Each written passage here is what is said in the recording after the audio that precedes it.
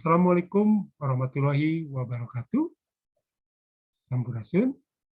Berjumpa lagi dengan saya, Ridwan Iskandar, dalam materi pengendalian biaya bahan baku makanan dan minuman.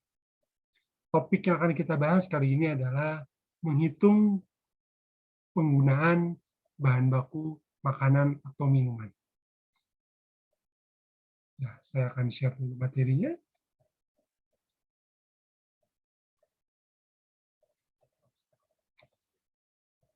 Ketersediaan bahan baku, baik itu bahan baku makanan dan minuman pada usaha hotel, restoran, maupun bar, perlu dihitung jumlah ketersediaannya atau jumlah persediaan.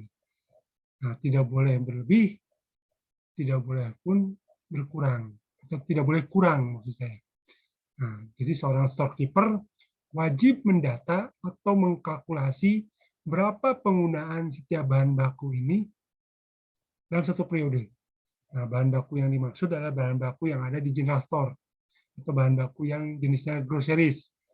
Nah, untuk makanan, kalau untuk minuman bisa semua jenis minuman, terutama minuman yang dikemas yaitu, dan dia punya kadaluarsa yang jangka kadaluarsanya lebih panjang.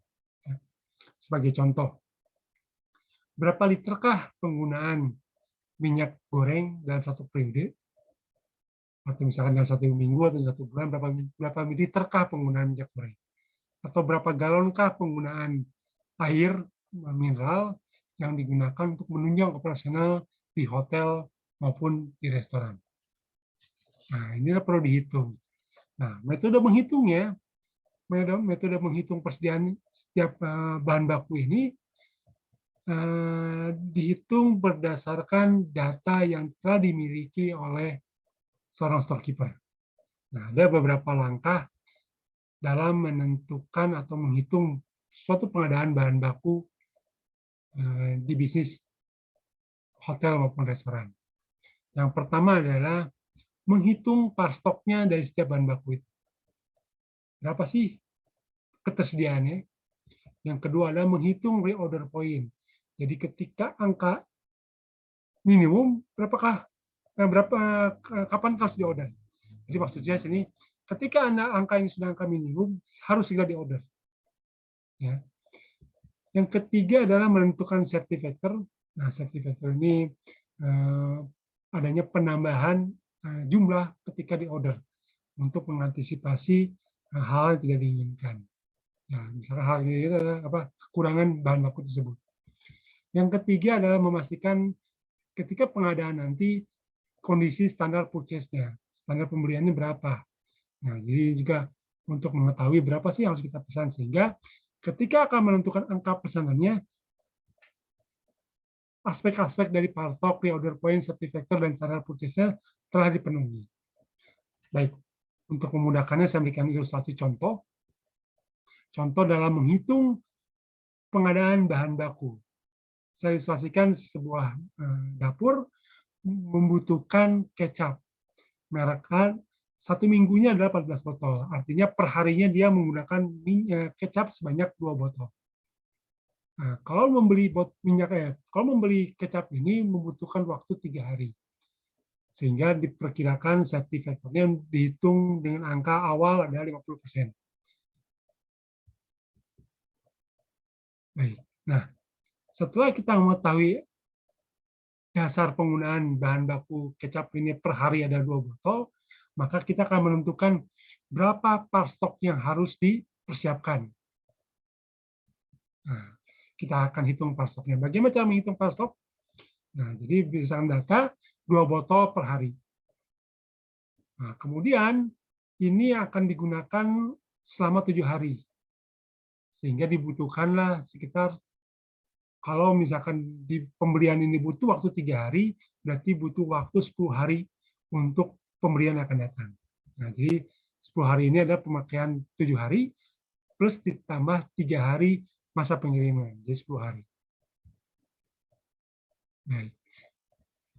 Nah, ditambah safety factor adalah 50%. Nah, setengahnya. Artinya, stok untuk bahan baku kecap adalah 2 botol dikalikan 10 hari ditambahkan 50%, sehingga pas stoknya adalah 30 botol. 30 botol adalah pas stok minimum bahan baku yang harus disiapkan untuk kecap. Nah, setelah tahu pas stoknya, kita akan hitung berapa angka reorder poinnya. Bagaimana cara menghitung reorder point? Nah, reorder point dihitung berdasarkan kapan waktu untuk dipesan. Nah, ini jadi reorder point adalah untuk mengetahui kapan waktu mengorder kembali. Diketahui tadi 2 botol, kemudian waktunya adalah 3 hari masa pengiriman, ditambah 50% safety factor sama dengan 9 botol. Jadi ketika di awal pasoknya 30, kemudian berjalannya waktu, ada pemesanan, ada pengambilan, ketika jumlahnya sudah angka 9, harus segera diorder. Harus segera diorder. Karena 3 hari ke depan, itu jumlahnya tinggal 6. Nah, jadi jangan sampai kekurangan persediaan. Karena waktu kedatangan adalah 3 hari. Tuh. Nah, setelah kita tahu berapa reorder point-nya, kita akan menentukan safety factor-nya. Nah, berdasarkan contoh ilustrasi kali ini, saya mengambil contoh safety factor-nya adalah 50%. Tapi penentuan safety factor ini tidak mutlak 50%. Nah, banyak metode perhitungannya berdasarkan kalkulasi yang sudah diketahui oleh seorang storekeeper. Kenapa diperlukan safety factor? Nah, untuk mengantisipasi kemungkinan terburuk. Apa kemungkinan terburuknya? Misalkan keterlambatan kedatangan karena cuaca. Kebetulan Indonesia ini hanya ada 2 cuaca, musim panas dan musim hujan. Andaikan ada banjir, nah ini resikonya kalau misalkan barang terlambat datang. Atau bisa juga dalam perjalanan harusnya segera datang jam 8, ternyata supplier ini baru bisa datang jam 4 sore. Padahal kebutuhan sangat mendesak dan kita pun was-was, dikhawatirkan barang itu tidak datang. Jadi kan ditentukanlah safety factor ini. Nah, ini pertama ada mengantisipasi kemungkinan-kemungkinan ya. Kalau di luar negeri ini ya mungkin tidak hanya bicara musim panas dan musim hujan. Kalau di luar negeri mungkin ada musim salju, sehingga antisipasinya mungkin akan lebih, tidak 50%. Nah, kalkulasi 50% ini perlu diuji coba, perlu dihitung ulang, benar nggak 50%. Kalau misalkan terlalu tinggi ya kita bisa turunkan, misalkan 20% ataupun 10%. Jadi semuanya berdasarkan perhitungan yang sudah diperkirakan oleh seorang storekeeper. Jadi tidak mutlak angkanya 50%. Baik, setelah kita tahu safety factor, kita akan menentukan yang keempat adalah standar purchase specification. Jadi setiap bahan baku ini pasti ada minimum pembeliannya. Misalkan kalau misalkan kita bisa tukar, apakah 6 botol, 12 botol, atau 24 botol per gram. Atau misalkan 6 dus, satu dus itu ada 6 box kecil, atau 12, atau 24. Atau misalkan pembelian dalam bentuk butir, 1 butir, 2 butir, 1 buah, 2 buah, 1 botol, 2 botol, bisa untuk liqueurs ya, liqueurs atau likor, ini botol. Atau pembelian dalam bentuk kilo, pembelian dalam bentuk liter, dan pembelian dalam bentuk galon.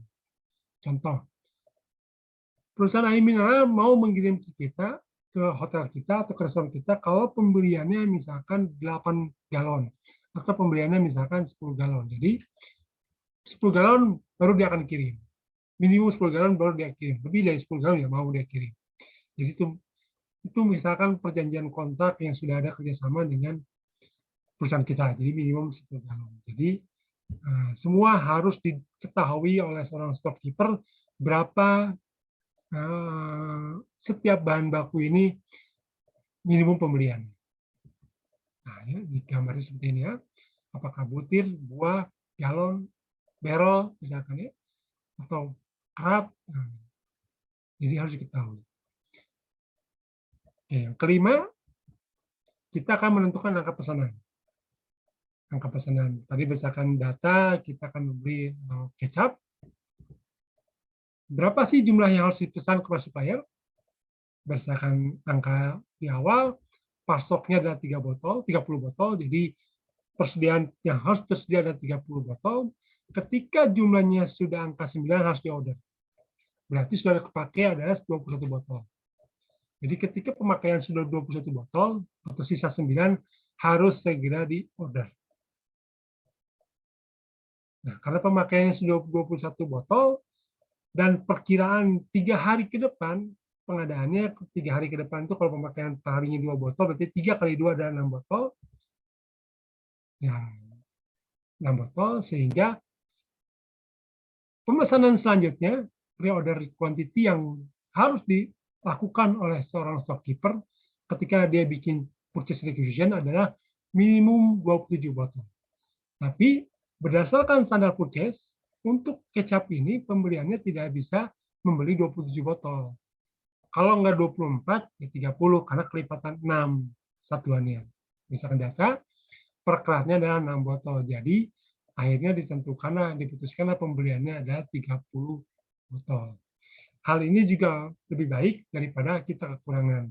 Untuk mengantisipasi kemungkinan bisa saja terjadi penggunaan yang berlebih. Yang tadinya dikatakan 2, bisa saja ketika ada acara bisa terjadi penggunaan 4-5 botol per hari. Karena ada event, misalkan. Sehingga ketersediaannya akan lebih baik. Nah, inilah perhitungan bagaimana mengetahui suatu pengadaan bahan baku. Coba kita ilustrasikan berapakah pengadaan bahan baku untuk tomato juice. Ya, digunakan 2 kaleng per hari, kemudian pembeliannya 5 hari, sertifikatornya 50%. Coba silakan saudara menghitung. Kemudian yang kedua, pembelian batal tabasco, sehari 1 botol, 3 hari waktu pembelian, sertifikator 50%, 1 kali pembelian adalah 20 botol. Satu case-nya adalah 20 botol, 24 botol. Oke, mudah-mudahan teman-teman bisa menghitung kasus ini. Untuk mengetahui berapakah angkanya, teman-teman bisa lihat deskripsi penjelasan dari channel YouTube ini. Demikianlah materi kali ini yang bisa saya sampaikan. Semoga bermanfaat. Hatur nuhun. Wassalamualaikum warahmatullahi wabarakatuh.